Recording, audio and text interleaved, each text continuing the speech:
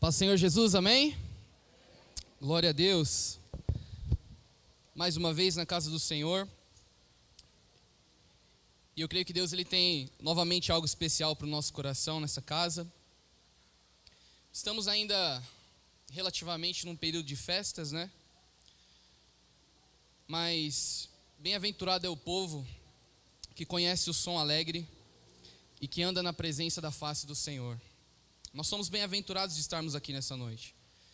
Na verdade, nós somos muito mais do que felizes de termos as noções das boas novas da vida e sabemos que Jesus é real, que Jesus é bom e que Ele nos salvou desse mundo, amém? Quero compartilhar com vocês um texto em 1 João, primeira carta de João, capítulo 1, versículo 1 até o 4. Primeira carta de João, capítulo 1, verso 1 ao 4. O texto diz: O que era desde o princípio, o que ouvimos, o que vimos com os nossos olhos, o que contemplamos e as nossas mãos apalparam, isto proclamamos a respeito da palavra da vida. A vida se manifestou a nós, e nós a vimos, e dela somos testemunhas, e proclamamos a vocês a vida eterna que estava com o Pai e nos foi manifesta. Proclamamos o que vimos e ouvimos, para que vocês também tenham comunhão conosco. Nossa comunhão é com o Pai e com seu Filho Jesus Cristo. Escrevemos estas coisas para que a nossa alegria seja completa. Essa carta de João, ela falou muito comigo hoje, e fala a respeito de comunhão, fala a respeito de relacionamento, fala a respeito de Jesus, aquele que é mediador entre nós e o Pai, o único e verdadeiro caminho que nos leva a esta comunhão, que nos leva a este relacionamento. E João faz algumas declarações aqui, que particularmente mexeu comigo, falou comigo, e eu gostaria de expor isso. João vai fazer declarações levando para o princípio. Essa declaração de João é muito parecida com o início do seu evangelho, o evangelho de João, onde ele vai dizer que no princípio era o verbo estava com Deus, o verbo era Deus. Agora ele começa de uma maneira diferente, mas ele diz o que era desde o princípio. Já está falando a respeito de eternidade, está falando de algo que já começou desde a eternidade passada. O que era desde o princípio, o que ouvimos, o que vimos com os nossos olhos e contemplamos e as nossas mãos apalparam. João está fazendo declarações pessoais. João está falando de algo eterno e agora está falando de algo pessoal. Ele está dizendo, aquele que era desde o princípio da eternidade passada, nós vimos, ouvimos e apalpamos. Nós tivemos relacionamento com Ele. Aquele que era desde o princípio e que fez o mundo, e o mundo só existe por causa dele, eu estive com Ele. Eu ouvi a sua voz, eu o vi fazer grandes obras e eu pude tocá-lo. João fala de uma coisa eterna e trazendo para o pessoal. Quando eu vejo esta declaração da sua carta, eu vejo que nós devemos viver esse tipo de relacionamento. Nós devemos viver um relacionamento que nos leva à eternidade, mas nos leva ao pessoal. Nos faz entender que Cristo era aquele que estava desde o princípio e Ele permanece o mesmo, e nós podemos vê-lo, ouvi-lo e tocá-lo. Mas de que forma podemos fazer isso? Através de um relacionamento pessoal com Ele. E João está fazendo um testemunho. Um testemunho é um relacionamento ocular, eu vi, eu posso confirmar, comprovar. Ele está dizendo, eu estive com Ele assentado, eu vi Ele falar, eu vi, os meus olhos viram Ele. Aquele que era desde o princípio. A vida se manifestou e nós a vimos e dela somos testemunhas. Nós proclamamos o que vimos e ouvimos. E proclamando o que nós vimos e ouvimos, vocês terão comunhão conosco. Nós estabelecemos comunhão entre irmãos quando nós compartilhamos o testemunho de Cristo. Nós estabelecemos laços de relacionamento na igreja quando nós testemunhamos a respeito de Cristo. Nós vemos que talvez, não sei você, mas o maior assunto que nós vemos hoje é a pandemia. O assunto que está em alta, que está em crescente. Mas não só isso, leva para as coisas dos esportes, leva para os assuntos e afins da vida. Talvez estas coisas estão ocupando o nosso testemunho mais do que o testemunho de Cristo. Então nós estabelecemos relacionamentos negativos quando nós proclamamos o erro ou o defeito ou o problema mais do que Cristo. Quando nós estabelecemos relacionamentos entre irmãos, nós teremos que proclamar o testemunho de Cristo. É isso que João está dizendo. Eu venho a vocês dizer o que eu ouvi e vi, estou proclamando. E através desta proclamação, criamos comunhão. E nossa comunhão é com o Pai e com Jesus Cristo, seu Filho. É um jeito muito forte de iniciar uma carta. João não faz nenhuma apresentação aos seus discípulos. João era pastor em Éfeso. Ele não faz nenhuma apresentação aos seus discípulos no início da sua carta. João não leva para assuntos e afins terrenos. João não fala de coisas que estavam acontecendo na época. João poderia falar de suas prisões. João poderia falar de todas as tribulações que ele passou por causa de Cristo. Mas ele inicia a sua carta falando o que era desde o princípio. Eu vou falar de uma coisa que importa e que é o mais importante da minha vida. O que era desde o princípio, aquele que eu ouvi e vi. É só isso que eu desejo testemunhar. João está falando que o assunto mais importante que ele aborda no seu ministério, na sua vida, é a respeito de Jesus. Isso parece muito básico, isso parece muito simples de se falar.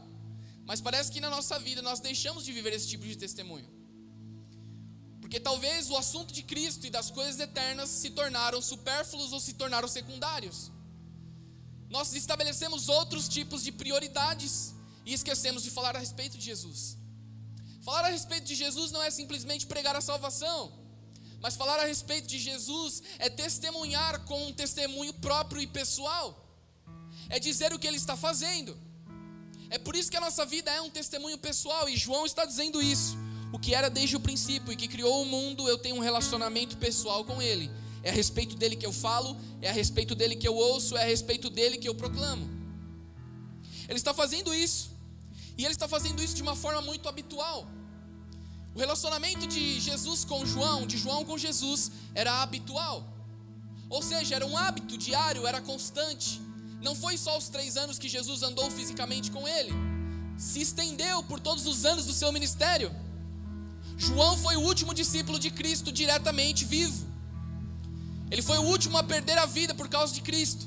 E foi o único que não foi martirizado. João viveu até beirando os seus 100 anos, preso na ilha de Patmos. E o assunto primordial da história de João continuava sendo Jesus. João não falava das perdas. Eu não vejo nenhum texto ele lamentando as perdas. Eu não vejo ele lamentando, e é claro que era lastimável perder um ente querido, perder um amigo que começou o ministério com ele. João perdeu 11 e agora ele está sozinho. Mas ele inicia trazendo para o pessoal o que eu ouvi e vi, isso eu desejo proclamar. Ele está dizendo que não há nada melhor e não há nada maior do que falar a respeito de Jesus. Então essa é a importância, a relevância da nossa vida como igreja. É falar a respeito dele. Não só acerca da sua salvação, mas acerca de tudo que ele faz em nossa vida. Em respeito de tudo que ele continua fazendo em nós e através de nós. João está fazendo isso de forma habitual, como eu disse. Era um hábito constante falar com Jesus, estar em intimidade com o Mestre. Ele não era um discípulo casual. Não era alguém secundário, alguém que tratava os assuntos eternos de Cristo como algo secundário. Ele não era alguém casual. Alguém que se relacionava com Jesus quando precisava. Alguém que se relacionava com Jesus quando estava apertado. Alguém que se relacionava com Jesus quando as coisas pareciam que não tinham mais jeito. Não, João não era esse tipo de gente. João era alguém que estava habituado a estar em um relacionamento com Jesus. Isso chama e adverte a minha vida e a sua para dizer: nós não podemos e devemos negar esse tipo de relacionamento, aonde nos aproximamos dele somente por causa de que precisamos. Nós temos que estar com Jesus porque amamos a sua presença. Nós temos que estar com ele de forma habitual. Nós temos que amar estar em sua presença. Esse tem que ser o desejo e a fome e a sede da nossa vida. Porque se não temos fome e sede por sua presença, ela vai se tornar secundária e supérflua.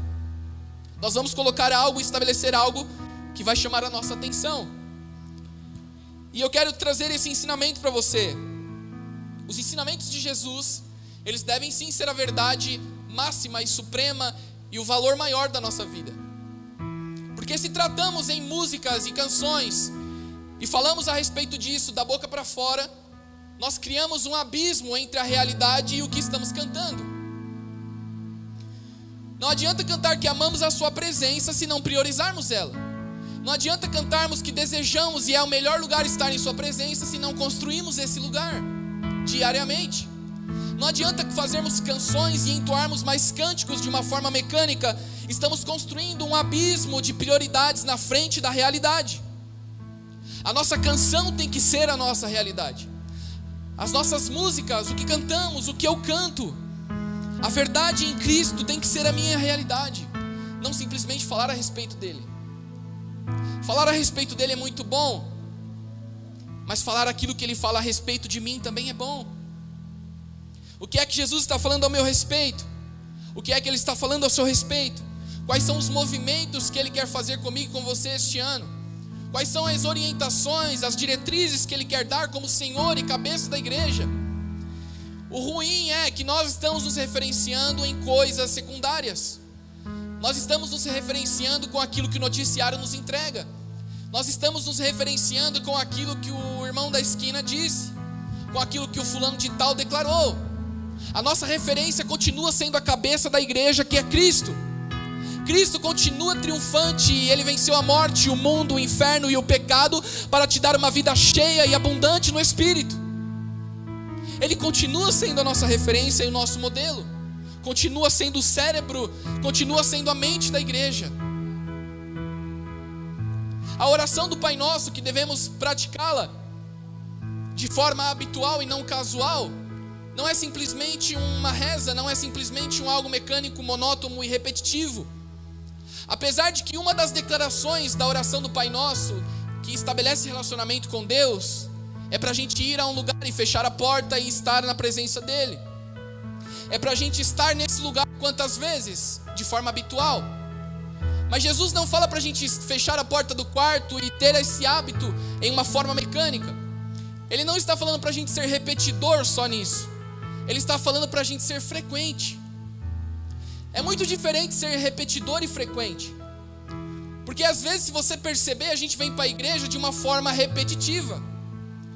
A gente não é frequente, a gente é repetitivo. A gente vem a um culto, escuta os louvores, canta junto, a gente já decorou as letras. A gente fica na expectativa de uma nova revelação na palavra, de algo que vai mexer com o nosso coração. E a gente sai com essa palavra alegre, com o conselho de Deus na sua palavra. Mas parece que se a gente olhar o geral, isso foi repetitivo. A gente se cansa de coisas repetitivas. Nós somos treinados e vivemos, a nossa essência é para viver coisas novas. A nossa essência é para viver algo novo. E se nós fizermos de forma repetitiva, a gente enjoa, a gente troca as prioridades porque repetiu. O que Cristo ensina na oração do Pai Nosso e no relacionamento com Deus não é algo repetitivo, é algo frequente, é diferente. Ele está falando de uma frequência no lugar secreto. Não está falando da repetição em si, tanto que ele reprova a repetição dizendo: não fique falando e falando e falando o que você precisa, porque o Pai bem sabe do que você precisa. Tudo que você precisa vestir, comer, todas as situações serão supridas pelo Pai em sua glória, porque Ele sabe do que você precisa e Ele é um Pai. Vocês sendo maus, sabe dar boas coisas, imagine seu Pai Celestial. Então Ele reprova a repetição, mas Ele não reprova a frequência. Porque nós temos que ser frequentes na presença de Deus. E frequência tem a ver com constância. Tem a ver com estar na expectativa de algo novo e entregar algo novo para Deus. Existe um texto na lei que diz para que a gente não venha vazio diante da presença de Deus, de mãos vazias. Existe um texto na lei de Moisés para que os homens não se apresentem de mãos vazias na presença de Deus. Está falando para sempre trazer algo novo, não está falando de dinheiro. Está falando de uma nova oferta espiritual, de um sacrifício, de uma obra nova, de entregarmos algo novo a Deus. Nós queremos algo novo de Deus e não damos algo novo nosso. Nós não damos o nosso melhor, porque estamos cansados da repetição. Mas está falando de frequência. E a nossa frequência tem que intensificar de uma maneira maior ainda agora, meu irmão. Porque vivemos a reta final. Vivemos os últimos dias e nossa frequência tem que ser maior. temos que olhar a nossa vida e trazer alguns parâmetros de como estamos vivendo. E veja que o melhor exame não é aquele que falam para você, o melhor exame é aquele que você percebe. É por isso que as maiores declarações da Santa Ceia é: examine o homem, pois a si mesmo. Não adianta nós repreendermos uns aos outros se o nosso coração não está disposto às mudanças. Vamos escutar a repreensão e não vamos praticá-la. Mas o exame é uma autoavaliação, e essa autoavaliação se chama arrependimento. É por isso que o início de todo o relacionamento com Deus nasce de arrependimento, porque é uma autoavaliação. Não foi ninguém que apontou para você os seus erros, não foi ninguém que forçou você a aceitar Jesus e aquilo que Ele fez em sua cruz. Você reconheceu isso em seu coração. Reconhecendo isso em seu coração, você entendeu o que foi para Jesus morrer naquela cruz. O que eu quero dizer é que os tempos estão difíceis, mas nas maiores dificuldades nasceram os maiores homens da história. Nos maiores desafios que o mundo já viu, nasceram os maiores homens que o mundo também já viu. Tem uma frase que diz: os tempos difíceis trabalham pessoas simples para destinos extraordinários. Quem sabe esse tempo difícil está preparando algo extraordinário, e esse algo extraordinário é você. Para Deus nós somos extraordinários. Para Deus nós somos a coroa de sua criação. Para Deus nós somos a semelhança e a sua imagem. Mas só podemos fazer isso real se nos parecermos com Jesus. E é por isso que eu estou dizendo, João, ele priorizava o seu relacionamento com Jesus para se parecer com Ele. João está dizendo: aquele que eu vi, ouvi e apalpei, é dele que eu proclamo, é dele que eu falo. Ele é meu assunto, Ele é a minha vida, Ele é o meu amor, Ele é meu amado, Ele é tudo que eu tenho e tudo que eu sou. João faz essas declarações de uma forma muito pessoal, e isso traz uma essência tão grande. Isso era o sucesso do desempenho do ministério dos apóstolos. O desempenho deles tinha êxito porque eles buscavam se parecer com Jesus, buscavam a frequência de relacionamento com Jesus, estavam constantemente em períodos de oração, estavam constantemente em períodos compartilhando a respeito de coisas eternas. E é duro falar e é triste falar, vamos ser sinceros e sucintos, que os assuntos eternos parece que deu uma amenizada na nossa vida. Aquilo que importava em relação a Jesus parece que diminuiu. Aquilo que importa para Jesus deixou de ser importante para a gente. Aquilo que é fundamental para a essência do Evangelho deixou de ser o nosso fundamento, que é proclamarmos e vivermos uma vida que se pareça com Ele. Irmãos, foi difícil o ano passado, talvez seja difícil esse ano, talvez sejam difíceis os anos que vão vir. Mas uma coisa nós não podemos mudar, nós temos que continuar se parecendo com Ele. Porque parecendo com Ele nós vamos ter a solução. Parecendo com Jesus nós seremos uma igreja de solução e não uma igreja que bate cabeça. Não uma igreja que está atolada no problema do mundo, mas uma igreja que está acima do problema do mundo e está aqui para resolvê-lo. Aonde Jesus entrava, Ele tinha a solução. Aonde os discípulos entravam eram de solução. Mas parece que a gente se embaraçou nos problemas. Um dos maiores conselhos de Paulo a Timóteo foi: não se embarace com coisas dessa vida. Ele está dizendo: não pegue coisas superficiais e que podem ser sim importantes para você, mas não deve ser a coisa mais importante. Não se embarace com negócios dessa vida. Ele está falando: cara, fica por cima dos problemas, não deixa ficar atolado dentro do problema, não deixa que a situação segue seu entendimento. Cristo continua sendo a cabeça e o motor da igreja. E andar com Jesus tem que trazer essa essência pessoal. Andar com Jesus é viver uma vida de desempenho alto. Já imaginou se alguém tivesse ficado sem comer na multiplicação dos pães? Já imaginou se Jesus tivesse rejeitado pagar o imposto a César? Já imaginou se Jesus tivesse falhado nas curas, nas ministrações de libertação? O desempenho de Jesus era alto, porque o relacionamento de Jesus com o Pai também era alto. O nosso sucesso ministerial está totalmente linkado com a quanto de frequência nós temos com Jesus. O tanto de sucesso da célula, da igreja, do ministério, pessoal, grupo, em tudo e afins da igreja, está totalmente linkado com a frequência que temos com Jesus. Estar com Jesus é estar em alto desempenho, justamente porque está linkado com a alta frequência de estar com Ele. A igreja atual, ela tem muito potencial. Não posso negar isso, não podemos negar isso. A igreja atual, ela tem muito potencial. Nós estamos vivendo talvez um dos melhores períodos da igreja. Arrisco dizer que sim. Porque vivemos a plenitude do Espírito, vivemos a plenitude em todos os sentidos.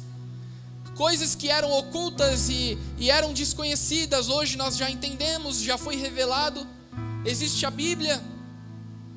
Imagine esses caras, imagine João pregando a respeito de Jesus sem uma Bíblia. João foi testemunha ocular do ministério de Cristo sem o uso da Bíblia. Eu só estou dizendo uma coisa para você, que João pregava o que ele vivia. João pregava a sua essência. Então eu estou dizendo para você, o que eu tenho que pregar não é só a Bíblia, mas a essência dela, que é andar com Jesus. Não só fazer menções dos seus 66 livros, decorar o Gênesis a Apocalipse, pregar bonito, não. É ter uma vida com Jesus. E nisso eu vou ter sucesso no meu desempenho. E o sucesso do meu desempenho está totalmente linkado com o quanto eu sou frequente com Ele. Veja que a frequência das coisas nos dá sucesso, em todos os sentidos. Um esportista casual não pode concorrer com um cara que compete de uma forma olímpica. Por mais que tenha o mesmo potencial, mas não está treinado para grandes distâncias, não está treinado para um exercício mais focado. Um cara que corre de vez em quando não concorre com um cara que corre 100 metros em minutos, em segundos, perdão. Por mais que o seu potencial está ali, mas ele não está treinado para isso. E o treino é frequência. Então eu estou levando a igreja a entender isso. E para mim entender isso, que eu só vou ter êxito e concorrer de uma forma olímpica espiritualmente, pela frequência que eu tenho de treino com Jesus. É por isso que muitos textos da palavra fazem menções de esportes, por exemplo. Paulo fala, eu subjugo meu corpo e reduzo a servidão, para que pregando aos outros eu mesmo não me ache em falta. 1 Coríntios 9, 27. Ele está dizendo, eu analiso muito bem a minha vida, para que depois de ter pregado, aquele discurso não fique só para as pessoas que me ouviram, e eu mesmo seja reprovado na minha ministração.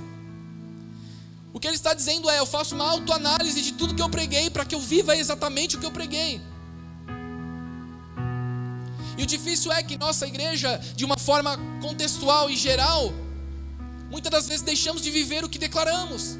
Muitas vezes deixamos de viver o que cantamos. E João está fazendo isso. João está falando a respeito de Jesus de uma forma muito pessoal, de uma forma muito frequente, de uma forma muito de essência. Tudo parte de onde a gente se referencia. As palavras do Senhor nos advertem inúmeras vezes sobre o cuidado que temos que ter em relação ao que vemos e ouvimos. A palavra, desde o Antigo Testamento ao Novo, ela se inicia e se encerra com um alarde, com uma preocupação, com um chamado advertivo de atenção a respeito de tudo que vemos e ouvimos. É por isso que esse texto da primeira carta de João me chamou a atenção, porque ele está falando assim, o que eu vejo e o que eu ouço é a respeito do verbo da vida. Tudo que eu vejo e tudo que eu ouço é a respeito do verbo da vida. A palavra nos faz muitas declarações e advertências a respeito do que vemos e ouvimos. Porque tudo que vemos e ouvimos trabalha o nosso entendimento. A gente só entende aquilo que a gente viu e aquilo que a gente ouve. Se a gente não vê e não escuta, a gente não entende. É por isso que a palavra da semeadura, uma das primeiras advertências é: toma cuidado com a semente, porque se ela cair no caminho, as aves de rapina vão roubar. Porque aquele que ouve ou vê e não entende, as aves roubam. Está falando de Satanás. Jesus depois explica a parábola. Tudo que nós vivemos como igreja, se a gente vê e ouve e não entende, é roubado o nosso entendimento. Mas tudo que vemos e ouvimos, se a gente entende, isso jamais pode ser roubado. É por isso que isso alegrou meu coração quando eu li esse texto. Ele está dizendo: tudo que eu vi e ouvi é a respeito do verbo da vida, aquele que era desde o princípio. Isso ninguém pode roubar de mim. Não existe nenhum castigo nessa terra que me roube aquilo que eu vi e aquilo que eu ouvi. Eu posso ser crucificado, jogado em um tacho de azeite fervendo. Eu posso ser colocado em uma ilha, isolado, para morrer de fome e de sede. Mas nada rouba aquilo que eu vi e o que eu ouvi a respeito do verbo da vida. Não existe castigo maior, meu irmão. Não existe luta maior, não existe dificuldade maior do que aquele que era desde o princípio, o que vimos e ouvimos e que podemos tocar no secreto. Ele está falando de uma forma tão pessoal, está falando de uma forma tão de revelação. E Deus se preocupa com o que vemos e ouvimos. Por que as pessoas são famosas hoje, por exemplo? Quem que dá a fama para essas pessoas? A pessoa nasce famosa? A pessoa vai crescendo e vai se tornando um destaque. Por quê? Porque as pessoas ouvem e veem. Somos nós que damos fama para os famosos. É o público. O público dá fama e dá glória para as pessoas. O público dá fama e dá glória para as coisas. Porque a gente vê e a gente escuta. Tudo que vemos e ouvimos atribui glória àquilo. É por isso que houve uma dificuldade muito grande em Israel quando eles saíram do Egito para o deserto. Porque no deserto não tem nada, óbvio. Então não tem referência. Não tem nada para dar ibope. Não tem nada naquele lugar para a gente escolher e eleger, para ouvir e ver. Não tem nada. Então eles vão falar com Moisés. E muitos textos a gente vê que eles estão cansados de andar naquele lugar porque não tem referência pessoal de Deus. Eles têm que se relacionar por meio de Moisés. Essa foi a dificuldade maior deles naquele deserto.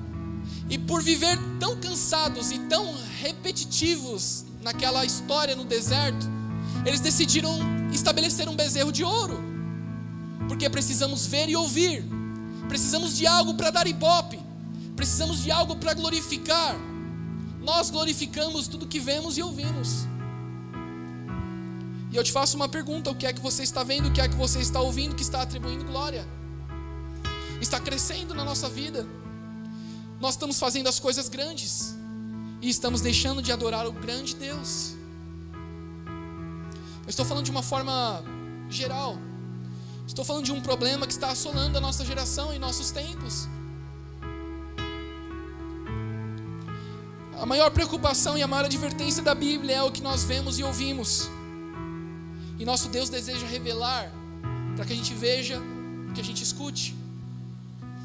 Veja que o primeiro relacionamento de Deus com Israel foi no Sinai, aonde Ele declarou a lei, para que eles escutassem. Antes dele fazer a lei, Ele quis estabelecer relacionamento com aquele povo, e aquele povo disse: de maneira nenhuma, não queremos falar com Deus diretamente, fale Moisés e nós escutaremos. Escolheram Moisés para ser intermediário. E Deus queria falar com eles, Deus queria mostrar algumas coisas a eles, e eles não quiseram. Então Deus entregou a lei.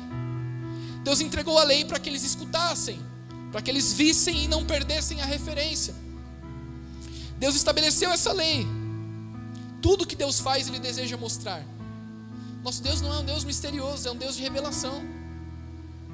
E Ele revelou aquele que era desde o princípio, Jesus, o seu Filho, a quem nós vivemos e por meio dele nós estamos aqui. Ele é um Deus de revelação que decidiu abrir os seus tesouros eternos e celestiais e separar o que Ele tinha de maior valor, que era o seu Filho, e enviou para que nós hoje estivéssemos aqui. Eu gosto muito de uma frase de David Livingstone. David Livingstone foi um grande explorador e missionário. Ele morreu na África e uma das frases mais famosas dele é: Deus teve um único filho e fez dele um missionário. Quer dizer, Deus teve um único filho e não hesitou em entregá-lo. Mateus, isso é muito básico, isso é muito simples, amém? Mas o que é que você tem de bem maior que você não consegue entregar? O que é que está te segurando nessa terra? O que é que está me segurando nesses dias? O que é que está travando o meu potencial e meu desempenho ministerial? O que é que está barrando e me fazendo perder a referência? Meu irmão, Moisés conseguiu se relacionar com Deus no deserto, mas uma multidão de pessoas não conseguiu. Será que o defeito estava em Moisés? O defeito estava no entendimento, porque eles queriam ver e ouvir diretamente, e naquele deserto não tinha nada, perderam a referência. O principal da nossa vida é a referência. João capítulo 14, versículo 8 e 11. Eu não ia ler, mas eu vou ler. João capítulo 14. João 14, versículo 8 até o 11. Quero falar de referência.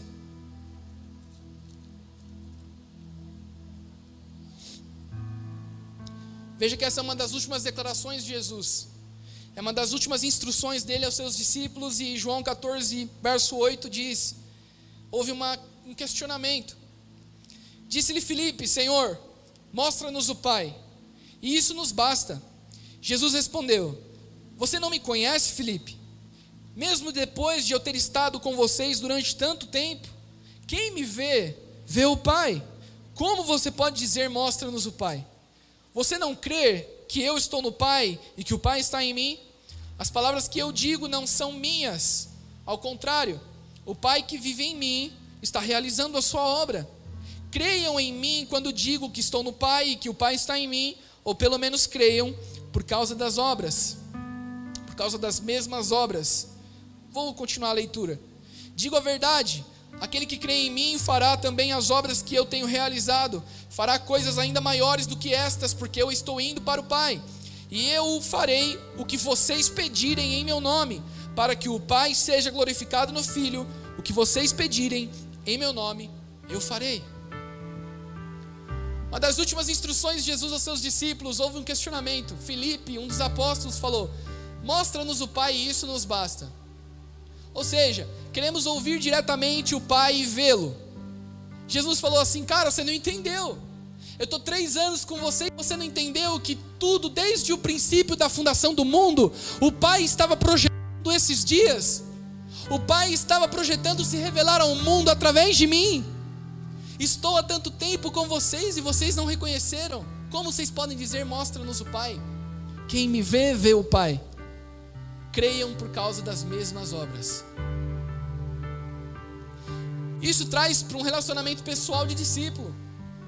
Porque quem vê Jesus, vê o Pai. Quem vê você, vê Jesus. Isso é um relacionamento de discípulo. O que é um discípulo? É um seguidor assíduo. É alguém que se parece.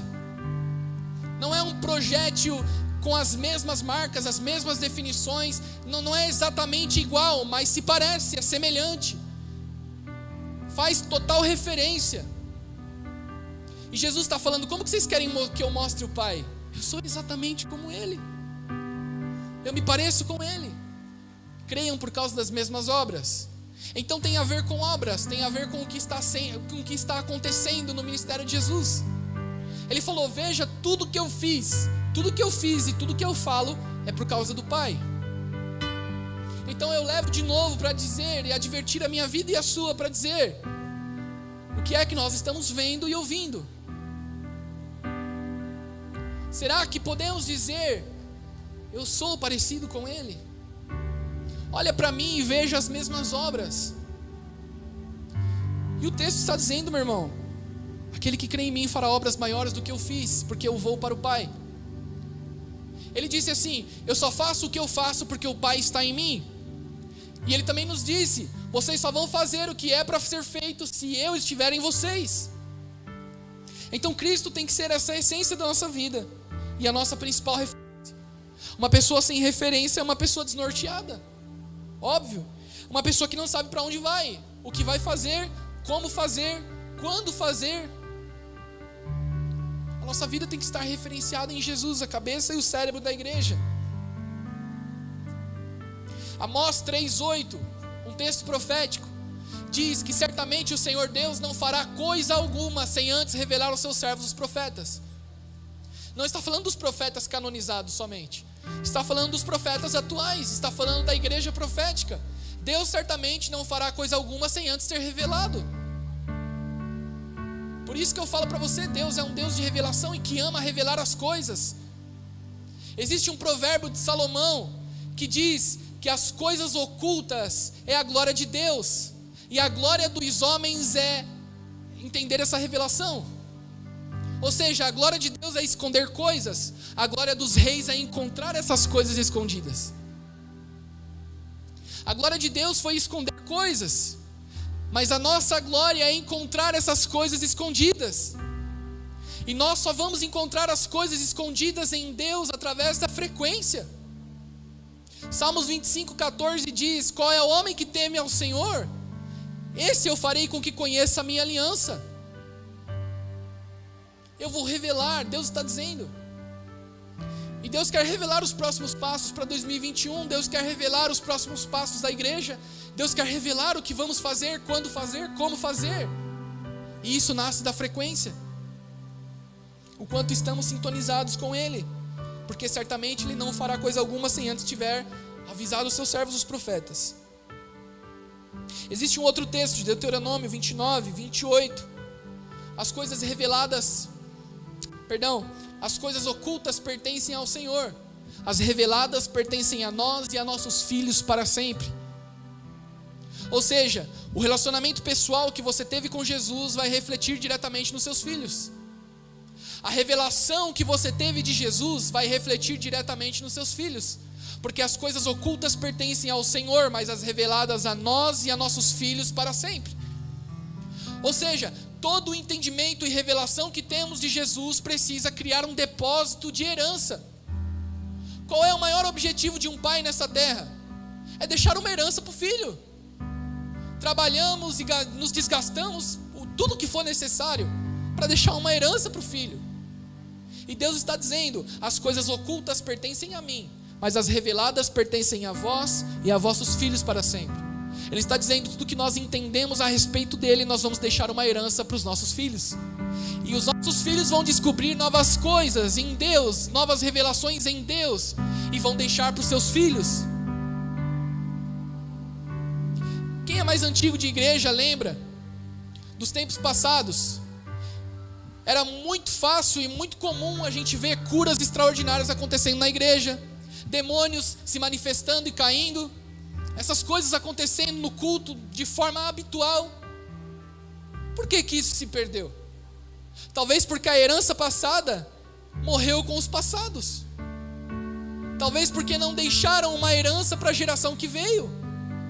Então tudo que nós entendemos em Deus hoje, em nossa geração, precisa ser guardado num depósito em nosso coração para deixarmos para a próxima geração.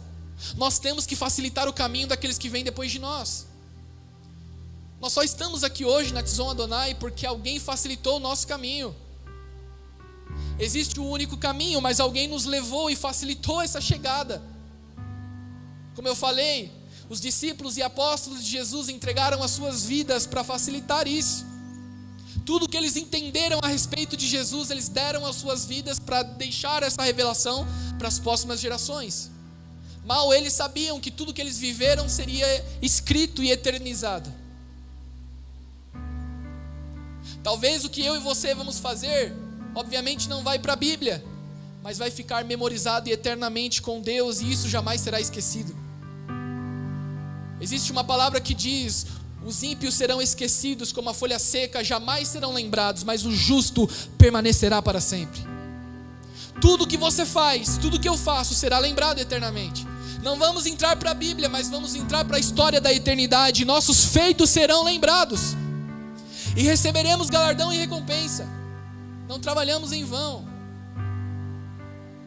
Cara, você já viu que os maiores impérios que já existiu, o Império Romano, o Império Otomano, enfim, foi porque tiveram escravos? O crescimento dos impérios foi por causa dos escravos. E nós somos escravos de Cristo, mas não trabalhamos de graça. Nós recebemos recompensa. A Bíblia diz: somos co-herdeiros com Ele. E se participarmos das suas aflições, seremos corroborados com Ele no dia de glória. Nós somos prisioneiros escravos de Cristo, mas não trabalhamos de graça. Não somos escravos por obrigação, somos escravos por escolha. A palavra escravo, quando você vê o apóstolo Paulo falando, eu sou escravo de Cristo, a palavra escravo vem do grego doulos. E doulos é um escravo que serve por escolha. É alguém que já tem a carta de alforria e pode ir embora para escolher a sua vida e viver fora do seu regime. Mas ele decidiu continuar servindo. Nós somos escravos doulos de Cristo, ou seja, nós temos a liberdade, podemos fazer o que quiser, mas nós escolhemos vê-lo e ouvi-lo e permanecer naquele que era desde o princípio. Nós decidimos ter um relacionamento pessoal com o Senhor. Jesus ainda fala: tudo que um senhor de uma casa faz, o seu escravo não fica sabendo. Mas vocês são diferentes, não vos chamarei mais escravos, mas vos chamarei amigos, porque um amigo sabe o que o outro amigo está fazendo. Cara, isso é muito forte. Isso é muito forte, porque a nossa referência é Cristo. A nossa referência continua sendo Ele. Eu me pergunto, muitas vezes, se nós estamos olhando para a Bíblia e para tudo o que aconteceu, e a gente vê isso como uma história. Existem pessoas, e muitas pessoas que leram a Bíblia muito mais do que a gente. Posso citar inúmeras pessoas que leram a Bíblia 10, 15, 20 vezes. Mas ler a Bíblia de uma forma histórica não transforma a vida de ninguém. Mas a essência da Bíblia é que transforma, e a essência é Jesus. É por isso que nós temos que ter noção dessa revelação. Não pregamos só histórias, pregamos a respeito da essência do verbo da vida. Isso que João iniciou sua carta dizendo: o que vimos, o que ouvimos e que apalpamos não é só uma história. Eu vivi, eu vi, eu contemplei. É sobre isso com muita veemência que eu prego e proclamo. Muitas das vezes perdemos a nossa moral porque a gente vive uma vida de história. Pregamos um evangelho histórico. Mas Jesus está nos advertindo para que esse ano a gente viva um evangelho pessoal, com experiências pessoais, aonde Deus nos envia a um lugar para curar um enfermo e nós vamos curá-lo, aonde Deus nos envia a um lugar para libertar um cativo e nós vamos libertá-lo, aonde Deus nos envia para fluir em algum tipo de milagre, sei lá, e a gente flua. Isso é um evangelho pessoal e não histórico. A unção tem um propósito, meu irmão. Às vezes a gente canta muito sobre unção, ouve falar sobre unção, mas ela tem um propósito. Jesus ele falou assim: porque o Espírito me ungiu para libertar os cativos, curar os enfermos, dar vista aos cegos e anunciar o ano aceitável do Senhor. Isaías 61. A unção tem um propósito. Então tudo que Deus vai fazer em nossa vida tem um propósito definido. E através da unção isso se torna possível. A unção é a capacitação. Mas eu não vou ser capacitado se eu não entendi quem eu sou. Eu não vou ser capacitado se eu não tenho frequência com Ele. A capacitação nasce da frequência. Você fica bom naquilo que você é frequente. Você fica, cara, incomparável quando você é frequente naquilo que você gosta de fazer. Então a advertência de Jesus para mim e para você é hoje: seja frequente com Ele e você vai ser incomparável a respeito de si mesmo. Porque não competimos uns com os outros, nós competimos com o nosso velho eu. Nós temos que ser melhores do que ontem e piores do que amanhã. Nós competimos com nós mesmos, é por isso que Paulo fala: eu reduzo meu corpo à servidão, para que pregando a outros eu mesmo não seja achado em falta. Eu estou advertindo a minha própria vida. Nada é feito sem essa referência, meu irmão. E o Pai nos mostrou alguém que jamais deveremos esquecer, e o seu nome é Jesus. Alguém que jamais deveremos perder a referência, o seu nome é Jesus. Hebreus capítulo 12, versículo 2 diz: tenhai os vossos olhos fixos em Jesus, autor e consumador da vossa fé. Quando a carta de Hebreus fala, tenha os olhos fixos em Jesus, este termo fixo, ou fito, ou firmamente, é aforão, que significa tirar os olhos de outras coisas e fixá-lo em algo. A carta de Hebreus, capítulo 12, versículo 2, está dizendo, tenha os olhos fixos em Jesus, não perca o foco, tira os olhos das outras coisas e permanece com os olhos nele. Tira toda a sua atenção de outras coisas, porque a nossa atenção é que dá importância para as coisas. Como eu te falei, é nós que tornamos, é o público que torna as pessoas famosas, coisas famosas, empresas famosas, nome para as coisas, é tudo que vemos e ouvimos. Isso atribui glória àquele objeto ou àquela pessoa. É por isso que nós temos que contemplar ao Senhor e viver contemplando a sua imagem, viver contemplando a sua glória, contemplando a sua presença, porque nós estamos dando glória àquilo que nós estamos vendo.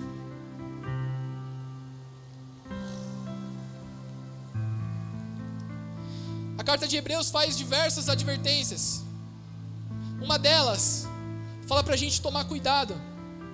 Hebreus capítulo 12, versículo 14, fala para a gente viver a santificação sem a qual ninguém verá o Senhor, mas diz para a gente estar atento para que nenhuma raiz de amargura cresça, pela qual alguns já se privaram da graça. Esse Hebreus 12, 15 está falando para a gente estar atento. Meu irmão, vamos falar seriamente, eu falei isso daqui na quinta-feira. A Bíblia já é séria na sua essência, e agora tem um texto dizendo, esteja atento, está te advertindo com uma seriedade ainda maior.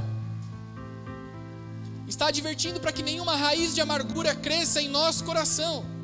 O texto fala que nenhuma raiz de amargura brote e cresça, porque através dela alguns já se privaram da graça. O que é se privar da graça? Se privar da graça é deixar de ter relacionamento com Deus e com as pessoas. Se privar da graça é deixar de ser um instrumento, porque a graça não é só um poder de salvação, a graça é um poder de operação. Nós só operamos em Cristo por causa da graça. Nós só vivemos ministério por causa da graça. A graça não é só salvação, ela é operação de Deus em nossa vida. E aí a carta de Hebreus está dizendo, esteja atento, estou advertindo, esteja fixo em Jesus, esteja atento para que nenhuma raiz de amargura cresça e brote no seu coração. Uma pessoa com amargura é uma pessoa amarga, através das traições, das expectativas não alcançadas, enfim, qualquer tipo de coisa que pode ter brotado uma semente de amargura. Por que o texto fala para a gente ter atenção? Porque essas coisas são silenciosas e sorrateiras. A amargura é uma coisa sorrateira e silenciosa. Ela te mata aos poucos. Vou falar o português claro, você vai pegando ranço das coisas. Pega ranço do irmão, ranço da célula, ranço da igreja, ranço da palavra, ranço de qualquer coisa, porque a sua expectativa não foi alcançada. Talvez a frustração fez com que uma semente de amargura cresceu no seu coração esse ano. E a Bíblia está te advertindo, não faça isso, porque isso vai fazer você se privar da graça. Se privar da graça é deixar de ter desempenho no ministério, deixar de viver com Jesus, deixar de andar com Ele. Você se torna amargo.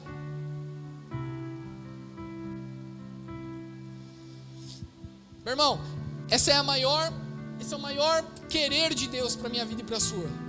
Esse é o maior desejo de Deus. Eu li isso daqui também na quinta-feira. É o maior desejo de Deus. Qual que é? É que a gente viva em sua graça. Miqueias, guarde esse texto no seu coração com um carinho especial. Miqueias capítulo 6, versículo 8. Vai falar assim, talvez você já até fez essa pergunta. O que Deus quer de mim? Quem já fez essa pergunta aqui? O que Deus quer de mim? 10 pessoas. 10 pessoas fizeram essa pergunta para Deus. O que o Senhor quer de mim? Miqueias capítulo 6, versículo 8 fala: ó homem, o que é que Deus quer de ti? A não ser que pratiques a justiça, que ames a misericórdia e que andes humildemente com o teu Deus. É só isso que Deus quer. Pratiques a justiça, ames a misericórdia e ande humildemente com o seu Deus. Está falando de andar juntamente com Ele. Deus não precisa de nós, mas Ele decidiu andar conosco. Jesus não precisava da gente para ter sucesso no Evangelho, mas Ele decidiu precisar da gente. Ele decidiu andar com a gente, e é isso que Ele quer de mim e de você. Que nós amemos a misericórdia, que nós pratiquemos a justiça e que andemos humildemente com Ele. Andar com Deus é diferente de crer nele. Andar com Deus, eu vou dar um exemplo prático e vou encerrar com isso. Andar com Deus é diferente de crer nele, porque nós temos que crer e andar. Porque Jesus não está mais fisicamente conosco. Jesus não estava mais fisicamente com os seus apóstolos, amém? Jesus, a Bíblia diz, por isso que Ele falou lá em João capítulo 14, eu vou para o Pai, aquele que crê em mim fará obras maiores do que eu fiz, porque eu vou para Ele de novo. Jesus, a partir daquilo, foi crucificado, morreu, ressuscitou, foi ascendido aos céus, e Ele deixou as suas testemunhas, deixou os seus discípulos. Em Atos capítulo 3, Pedro e João vivem uma coisa que foi crer e andar com Jesus. A Bíblia nos diz que eles subiram a um lugar chamado Templo Formosa, a porta do Templo Formosa. A palavra nos declara que existia um coxo que desde o ventre da sua mãe estava depositado naquele lugar. Pessoas passavam por ele todos os dias, ele estava ali todos os dias, era colocado para pedir esmola com frequência. Pedro e João, fixando os olhos nele, foi até ele. E a palavra nos declara que Pedro e João fez uma declaração: olha para nós. Ou seja, chamou aquele coxo para ver e ouvir uma coisa nova. É tudo que eu estou falando desde o começo. É chamar as pessoas à nossa volta para ver e ouvir uma coisa nova.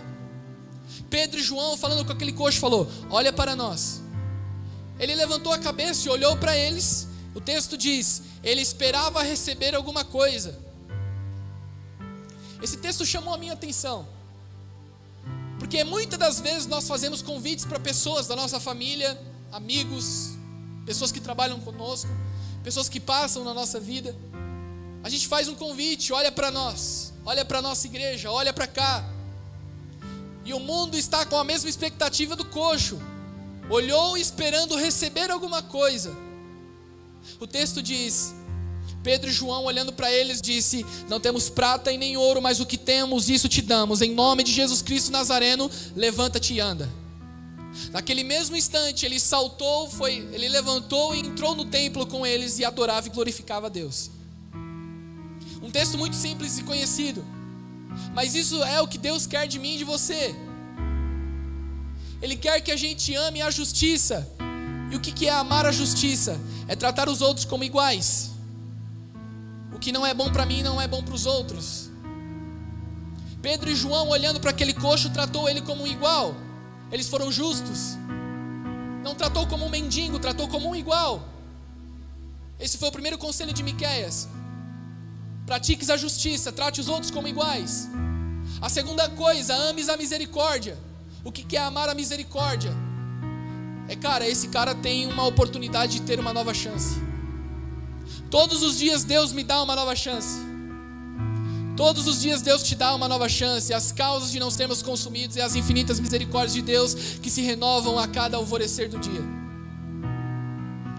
Deus ama a misericórdia e Ele quer que amemos a misericórdia. Significa dar uma nova chance às pessoas, dar uma nova chance ao relacionamento, dar uma nova chance àquilo que foi frustrado e que pode ser transformado. Eles amaram a misericórdia naquele dia e foram misericordiosos com aquele coxo. E outra coisa, eles estavam andando humildemente com Jesus, porque eles falaram assim: olha para nós. Nós não temos prata e nem ouro, mas o que temos, aquele que nós andamos, aquele que nós vimos, aquele que nós ouvimos, aquele que nós apalpamos a respeito do verbo da vida, aquele que está habitando em mim. Eu não tenho prata e nem ouro, mas o que eu tenho eu te dou. Em nome dele, levanta e anda.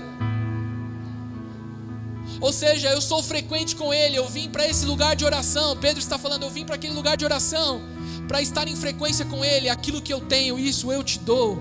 Ele está andando humildemente com Jesus. Esse é o maior conselho para mim e para você. Ames a misericórdia, pratiques a justiça e ande humildemente com Deus. Quando Pedro fala olha para nós, ele chama a responsabilidade. Nós vemos que uma coisa que é oculta e escondida, meu irmão, é uma máfia. Uma coisa que trabalha como se fosse uma organização secreta. Nós deveríamos ser uma igreja que brilha como astros. Paulo faz uma menção disso, ele fala: vocês estão como astros no mundo. Não é um astro de Hollywood, um cara famoso, um cara com dinheiro, não. É um astro que está aqui para brilhar com a luz da presença. É alguém que está aqui brilhando para revelar a glória de Cristo. Eles revelaram a glória de Cristo naquele lugar. Eles falaram: em nome de Jesus se levante. E Jesus curou aquele cara saltou e entrou com eles glorificando Deus. Mas eles chamaram a responsabilidade: olha para nós. Será que eu e você esse ano pode fazer isso para alguém? Olha para mim, olha para a minha vida, pode ser meu imitador. A gente olha para Paulo e acha que só ele se parecia com Jesus. Não, nós podemos falar para as pessoas imitar os nossos passos, senão não conseguimos fazer discípulos. Se as pessoas não podem copiar o nosso exemplo, não estamos fazendo discípulos. Ser discípulo é ensinar aquilo que Jesus ensinou e dizer: cara, siga isso, eu estou vivendo isso, siga isso. Você está fazendo exemplos. E vou encerrar com isso. 1 Pedro 2,21 diz: para isso foram chamados, pois também Cristo padeceu por vós, deixando-os o exemplo, para que sigais as suas pisadas. É para isso que a igreja está aqui. É para isso que a igreja ainda existe na terra. É para isso que eu e você estamos aqui ainda, para seguirmos as suas pisadas e dizermos ao mundo: pode seguir as minhas. Amém? Se coloque de pé.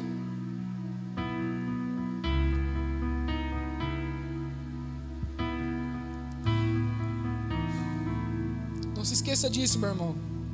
Os maiores problemas, os maiores desafios, a maior pressão revelam homens extraordinários. Um dos itens mais importantes da Bíblia a respeito de especiarias, por exemplo, é o azeite. Eu falei um pouquinho de unção, vou falar um pouco disso. Sabe como que se obtém o azeite? Você vai numa oliveira, pega o seu fruto, você espreme o fruto da oliveira. A maioria dos frutos você se obtém o líquido assim, com espremedura, com pressão. A igreja atual está sendo pressionada. Nós como igreja estamos sendo constantemente pressionados, principalmente no ano passado e esse. Porque o mundo está sem referência, não tem boas notícias. Então uma hora ou outra alguém vai voltar o olho para a igreja e vai pressioná-la. Que tipo de líquido vai sair de nós? Que tipo de essência vai sair da minha vida e da sua, na nossa pressão?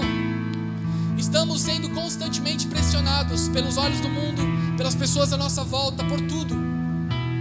Que tipo de líquido vai sair de você? A minha oração hoje é que de mim e de você saia a unção e o poder de Deus. Que no momento de dificuldade do mundo olhem para mim e para você, e no momento de pressão saia a unção de Deus da sua vida. No momento de pressão saia o fruto puro da oliveira, de mim e de você. Não se esqueça que estamos constantemente rodeados de testemunhas. E nós temos que ser como Pedro e João. Olha para nós. Nós não temos prata e nem ouro, não temos problemas solúveis para essa terra, problemas para o seu dia. Não é só isso. É em nome dele que nós operamos. É em nome dele que nós vivemos. É em nome dele que nós curamos. É em nome dele que nós transformamos vidas. É em nome dele que nós estamos aqui. É em nome dele que nós adoramos. É em nome dele que nós cremos. É em nome dele que nós vivemos. A nossa vida só está aqui porque Jesus importa para nós. Só estamos nessa reunião hoje porque Jesus importa para nós. O que nós vemos e ouvimos é o que é importante para a gente. Amém?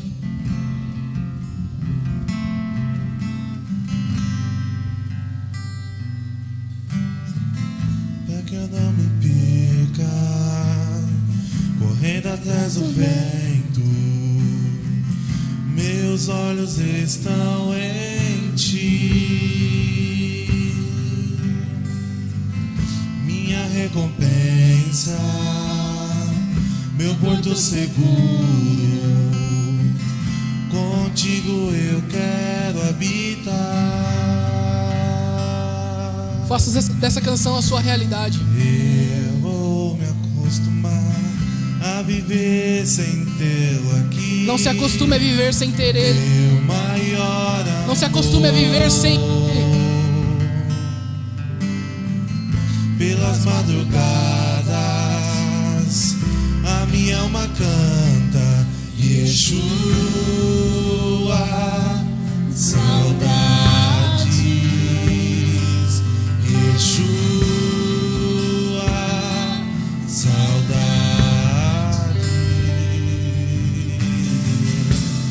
Eu não darei. Nós vamos ser uma igreja incansável, incansável no relacionamento com Deus. Vamos ser frequentes, vamos ser constantes na presença do Senhor. Nossos olhos estão procurando Ele. Os olhos dele estão fixos nessa casa. Não dê descanso, meu irmão. Se torne esse lugar. Oh, Jesus. Nós somos o lugar da sua habitação, Senhor. Eu não vou me acostumar. Nós estamos desacostumados. A viver sem Estamos inconformados, Pai. Queremos mais a sua presença, Jesus. Queremos ir a esse lugar onde o Senhor está. pelas madrugadas. Ao trono da sua graça, Jesus. A minha alma canta. A nossa alma tem sede de Ti, como um deserto tem sede por águas. A nossa alma tem saudade de ouvir a Sua voz, Jesus. Tu és a nossa essência, Senhor.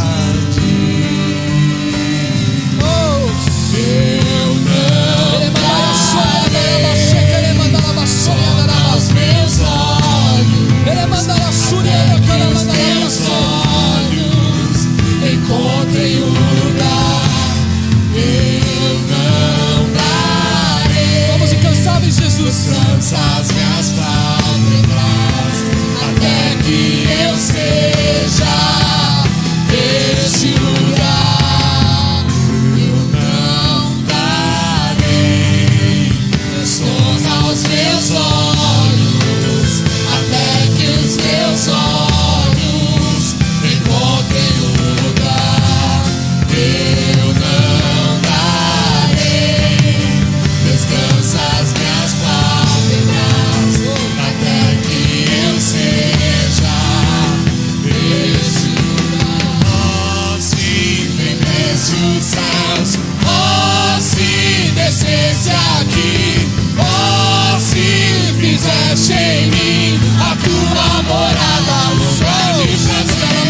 Oh, se vendesse os céus, oh, se descesse aqui, oh, se fizesse em mim a tua morada, lugar de prazer. Você é morada. Este lugar, permanecer neste lugar, até me tornar este lugar. Eu não preciso sair, é só você ficar. Eu quero estar neste lugar, permanecer neste lugar, até me tornar neste lugar. Eu não preciso sair, é só você ficar. Eu quero estar neste lugar, permanecer neste lugar, até me tornar neste lugar. Eu não preciso sair, é só você ficar. Oh, se vendesse os céus, oh, se descesse aqui, oh, se fizesse em mim a tua morada, lugar de prazer. Oh, se vendesse os céus, oh, se descesse aqui, oh, se fizesse em mim a tua morada, lugar de prazer. Faz a terra tremer com seus pés, faz a terra tremer com seus pés. Abre os céus e desce, Faz a terra tremer com os seus pés. Faz a terra tremer. Oh, esse é o maior desejo de Deus. O maior desejo de Deus é habitar em você. A palavra nos diz que Moisés tinha o Espírito do Senhor. A Bíblia de Moisés achou pesado o ministério. E aí Moisés falou: Senhor, eu não aguento mais, tira de mim, tira a minha vida. A Bíblia nos diz que Moisés orou assim a Deus, e Deus disse: eu vou repartir o Espírito que está em você e colocarei nas pessoas. Chame os líderes de Israel e eu vou colocar o meu Espírito neles. A palavra nos diz que 70 pessoas receberam o dom do Espírito e profetizaram. Josué ficou com ciúmes, e Josué falou: por que esses daí estão profetizando? Moisés falou assim: quem dera a nação inteira profetizasse. Não só esses 70, mas a nação inteira. E aí Joel nos diz: nos últimos dias, eis que derramarei do meu Espírito sobre toda a carne. Vossos filhos e filhas profetizarão. A palavra nos diz que em Atos capítulo 2, o Espírito veio sobre aquele lugar, encheu toda a casa. Hoje o mesmo Espírito está nessa casa. E não sou eu que profetizo, é a nação, é a igreja. Você é profeta de Deus. Ele está rasgando os céus. Peça para que Ele venha. Maranata, a hora vem. Maranata, a hora vem. Rasga os céus e desce. Oh Jesus. Maranata, a hora vem, Jesus. Essa é a igreja profética, Jesus. Essa é a igreja, Jesus.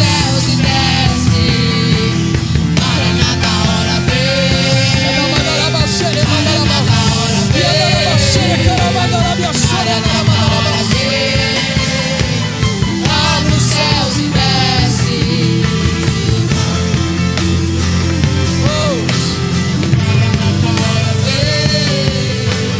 Maranata, a hora vem.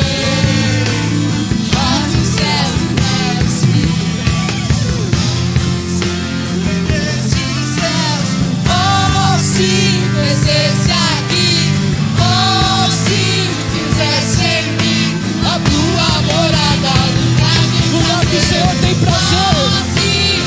Lugar que o Senhor tem prazer. Oh, se descesse aqui. Oh, se fizesse em mim a tua morada, lugar de prazer.